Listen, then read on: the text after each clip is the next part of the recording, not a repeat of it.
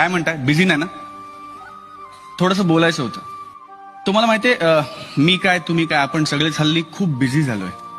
आणि या सगळ्या धावपळीमध्ये आपण आत्ताचा क्षण थांबून जगायला विसरतोय.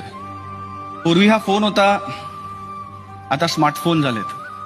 पूर्वी आपल्याला फोनकडे जायला लागायचं, आता फोन आपल्या हृदयाच्या जवळ आलेत, खिशाच्या आत आपल्या फोन झालेले आहेत.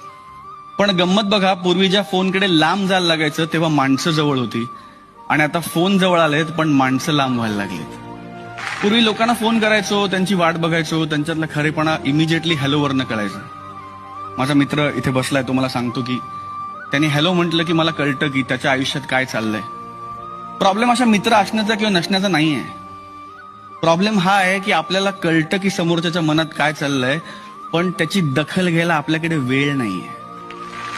काही गोष्टी तुमच्या बाजूने घडतील, काही गोष्टी तुमच्या विरोधात जातील, काही गोष्टी चांगल्या घडतील, काही गोष्टी वाईट घडतील.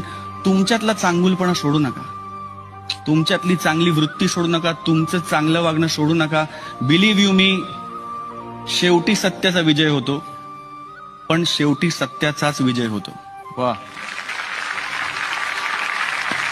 माझ्यासाठी एवढंच करा, तुम्ही कलाकार म्हणून माझ्यावर मनापासून प्रेम करता. उद्यापासून थोडंसं प्रेम स्वतःवर पण करायला लागा आणि बघा जग किती सुंदर आहे.